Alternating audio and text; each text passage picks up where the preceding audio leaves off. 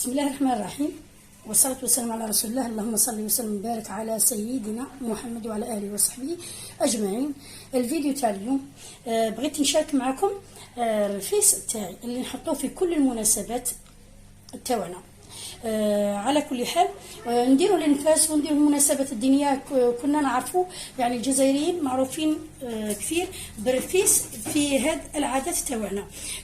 على بركه الله انا مهم الرفيس تاعي ما كاش اللي ماكلاش يعني عندي في داري سواء في الضيافه ولا في النفاس وما يشكروش فيه، باسكو كنت نخدموا نروحي ونوجدوا باش عاده كي يجي وقته ونحطوه والله قد ما يقعد قد ما شاء الله. يعني المهم التفوار، الشرط الاساسي هو انك ما تفوريه شيء حتى تبغي تحطيه حتى تبغي تقدميه.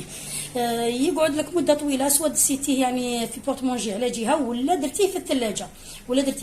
انا اما نديرو في الفريجيدار يعني اللي نخدم به الاستعمال اليومي، ولا نبغي ندس كميه نطول بها شويه ومن بعد نجبدها، هذيك نديرها في المجمد. وكي نجبدها بطبيعه الحال الرش ونفور وندهنها، وهذيك هي المهم. الخطوه الاولى هي هذه هي المهمه اللي غادي نبداو بها.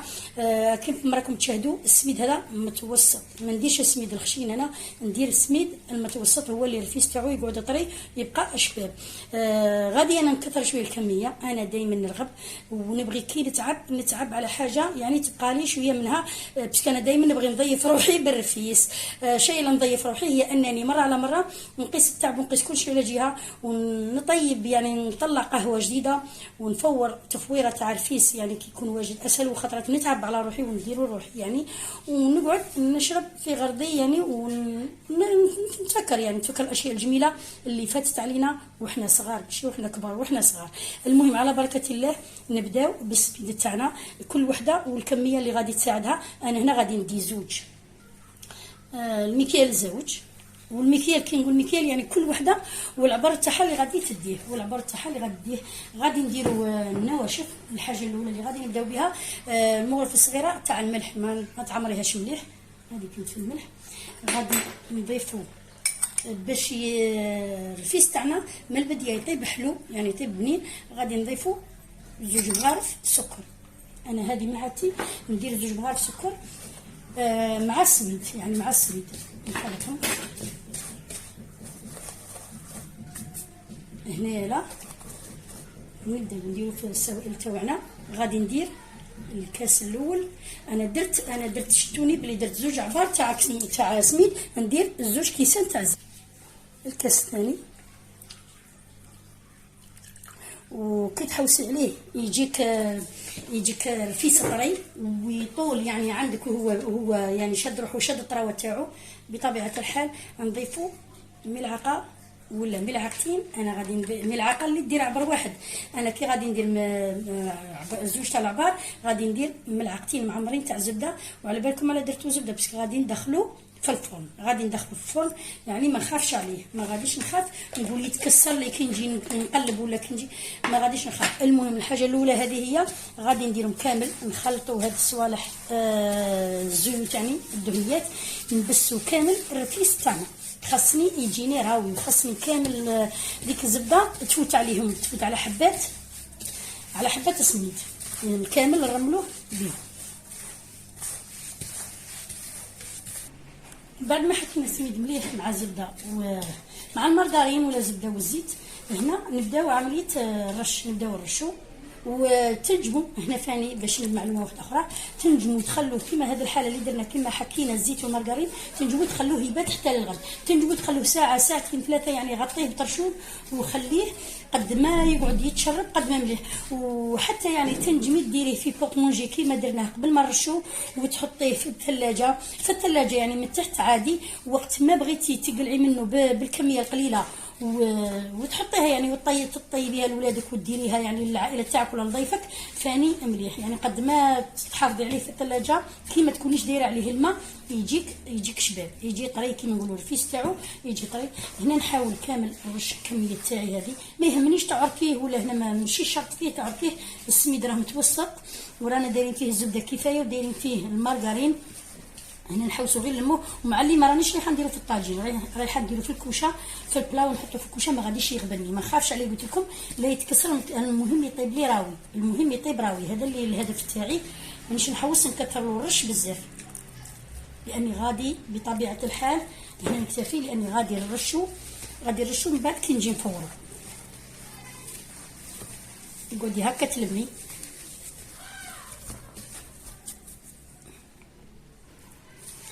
بعد ما خلطناه مليح هنا، هذا قلت لكم ساهل يعني اكسبريس كيما نقولوا حنا، كاع ما يغبنكش.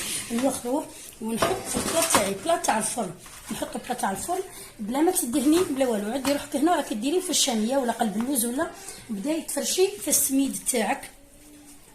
المهم هنايا لا ما تفوتيش السمكه تاع 1 سنتيم، ما تفوتيش السمكه تاع 1 سنتيم. كيما المبسس نقولوا حنا اللي نطيبوه في الطاجين، راكم شايفين الخبيز تاعو كيفاش نخبزوه. عدي روحك مبسس تاع الطاجين بصح شهيله ما نغلظوش بزاف باش درجه الحراره تتمكن باش توصل ليه كامل.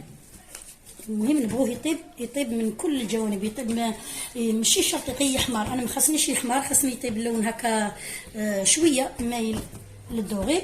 وخاصني نعرف بلي القلب تاع هذا المبسس تاعي، نقول مبسس راه طايب، خاصنا نعرف بلي القلب تاعو راه طايب. هنا نخبزو كامل، ما خاصني نبينو بسكين كيما البراج ولا والو، خاصني يطيب ضربه وحده. الناس الغرب الوهران مستغالين معسكر اغلبيتهم في النفاسات يديروا كيما هكا، يديروه في الفرن، يديروه في بلا ويطيبوه ومن بعد يكملوا الكميه تاعو. انا المهم هنا راني وصلت الغرض تاعي. ندير الفرن تاعي يسخن، ندخلو للفرن وننقص بعد ما رحامي، نعاود نقص درجه الحراره شويه ونخليه حتى يكمل طيابو. ها هو لهنا بعد ما دخلناه للفرن نخلوه الاسفل ومن بعد نطلعوه قد ما يحمر الفوق. هذا هو هنا بعد ما خرجناه من الفرن راه حامي، نخليه يبرد غير شويه قد ما نتحمل باش نخدمه ونحكوه في السيار، نحكوه كامل كيما راه نحطوه في السيار. نبداو على بركه الله. نشد السميد تاعي، نبداو نحطو في السيار تاعي باش نخرجو كامل. وانا كنت قلت لكم سخنت الفرن ومن بعد عاودت دخلت المبسس هذا تاعي، نقصت درجه الحراره هكا باش يطيب لي كامل من الداخل، يعني مانيش خايفه منه، راه طايب كامل. وزيد بزياده غادي من بعد نفوروه ونحطو نقدموه. نقعد كيما هاك نخرجو كامل في هذا السيار اللي راكم تشاهدوا فيه كامل، نخرجو بس كان راه حامي، راني نحاول نتعامل معاه كيما قالك بلطف، لاني انا راني خايفه باه يحرقني، خايفه منه. نخرج غير كيف ما راكم تشاهدوا كيما نخرجوا طعام ولا نخدموه. نقعد نكمل ومن بعد نكمل معكم. بعد ما صيرناه في السيار كيف ما راكم تشاهدوا شوف كيفاش يولي. هنا نغطيه بالطرشون، مادام حامي كيما هكا نغطيه بالطرشون نقي ونخليه يتشرب في بعضو بعض. ونكملوا الوصفه تاعنا، نديروا القدر يعني نديروا الماء يغلي ونكملوا التفوار تاعنا باش نوريكم خطوه بخطوه. نخلوه ونوجد الماء تاعي. ها هو هنا نكملوا الفيديو تاعنا. بعد ما خلينا الرفيس تاعنا شرب كيما نقولوا حنا العرق تاعو هو حامي، دروك بعد ما برد لابد هذا الخط حتى يشرب. علاه قلت لكم ينجم يقعد معكم اطول مده ممكنه. هنا باه نفوروه ما غاديش نفور كاع هذه الكميه لانه ما عنديش النفاس، انا حاجه باينه اللي عندهم النفاس يديروا هذا وكثر. انا غادي نفور قيس ما ناكل انا وصحاب الدار، لابد نقص منه. قلت لكم هذا كي ديري له كيما هاك يقعد مده طويله كيما راه هكا، ماشي حتى تشمخيه، لا غير تشمخيه هنا لابد يستهلك، غير تشمخيه لابد يتكل. هنا نجيب بوط مونجي كما راكم تشوفوا عندي هنا ونقص فيها، نخلي غير قد الكم اللي غادي نستهلكو دروك انا وولادي. دونك نشوف شحال غادي نخلي. وهذا كيما راه نبلع عليه ونحطوه في مكان مظلم كيما الخزانه بلاكار تاع المطبخ، ولا نحطوه في الثلاجه عادي في المطبخ ولا في البلاكار، يعني في البلاكار عادي. هنا نرشوه بشويه تاع ما زهر. الحاجه الاولى الخطوه الاولى غادي نرشوه بشويه ما زهر كما راكم تشاهدوا. خاصنا هنا المزهر خاصنا يعطينا النكهه، حاولي تفتليه باش يتشرب كامل المزهر كامل يفوت عليه بالمزهر.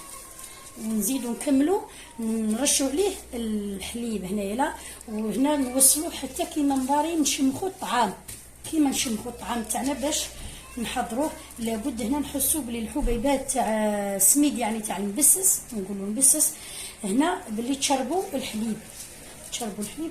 وهذه هي الخطوه اللي غادي تخلي لنا الرفيس يجي خفيف ويجي طري، يجي خفيف وطري، ما يجيش حرش في القرجومه.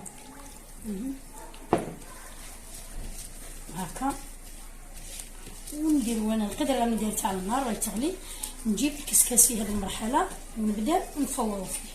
ما تخافيش منه، راكي عارفه بلي راكي مبساتو من قبل مروياتو زيت ومروياتو بالدهان، بمعنى كاع ما تخافيش يتفرفش في يدك، خاصه كي يكون سميد شباب يعاود روحو يولي مزربع، ومن يتفور يولي احسن. نجيب الكسكاس، بعد ما جبت الكسكاس تاعي نفرش كامل هذاك الرفيس، نفرشو في الكسكاس هنايا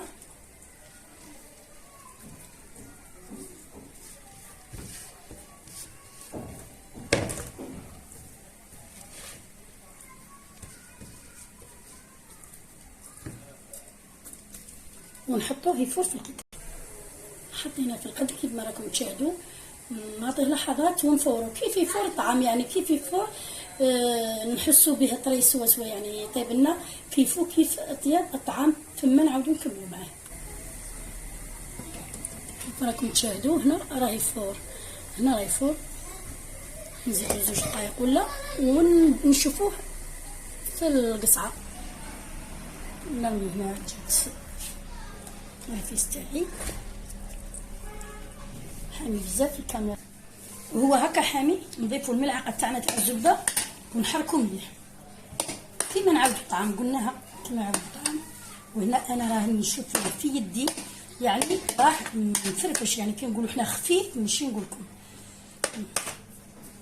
نقعد هكا ندوب الدهان عليه كامل، نحاول ندخلو. لو كان نتقل يدين شوف احسن. هكا كيف نديرو في الطعام.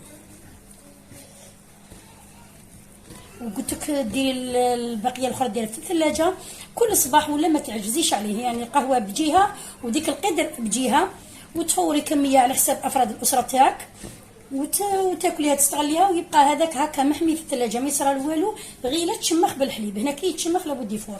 دروك هذا نكمل ونشوفوه على طاوله التقديم. ها هو هنا الرفيس تاعنا راه واجد كيما راكم تشاهدوا. هو يتكا بطبيعه الحال، ما تقووش كي تبغوا ترشوا كيما راكم شفتوني. يعطي كميه كبيره، يعطي كميه مليحه. كل وحده هنا حره في التزيين تاعها، كل وحده حره وبالامكانيات اللي عندك في الدار. الحاجه اللي راهي عندك متوفره في الدار ديريها. وحنا رانا عارفين باللي الرفيس هو حاجه تاع مولود تاع نفاس، بمعنى يبغي دراري نبغوا نمدوه للدراري. فيه الحلوى نديروا الالوان، كيما انا هنا من خيرت الحلوى تاع دراجي باه يتبعوها الاولاد تاعنا، ولادنا يتبعوها ويحبوا هذيك الوصفه اللي نعطيهم. مثلا يحبوا باش يكملوا الطبسي تاع الرفيس كي نمدوهم كيما هاك. ما ننساوش دائما كيف ما تزوقيه الرفيس في الاخير وفي النهايه يبغي حتى ولو درتي السكر، يبغي كي نديروا عليه رشه خفيفه نتاع العسل، يبغي رشه خفيفه نتاع العسل تزيد من الذوق تاعو، يعني قيمه كبيره. هذا ان شاء الله الفيديو تاع اليوم يكون نال اعجابكم ويكون وصلكم في الوقت اللي تحتاجوه فيه. ان شاء الله نكونوا لبينا طلباتكم، بصح بزاف اللي قالوا لي عليه. ونقعد انا دروك مع فنجان القهوه نتاعي، ونبدا نذوق في الرفيس هذا كيفاش ديجا يبان بلا ما نذوقه في فمي، يبان يذوق وحده. نقول لكم ما تنساونيش بالجيم والبارطاج، شاركوا هذه الوصفه مع كثير من اصدقائكم اللي نتوما تعرفوهم واللي تحبوهم وتحبوا توصلوا لهم المعلومه هذه. الوصفه هذه ماهيش معقده، بسيطه وبسطناها قدر ما نقدروا. نقول لكم استودعكم في رعايه الله. مع السلامه مع فيديو جديد باذن الله. مع السلامه.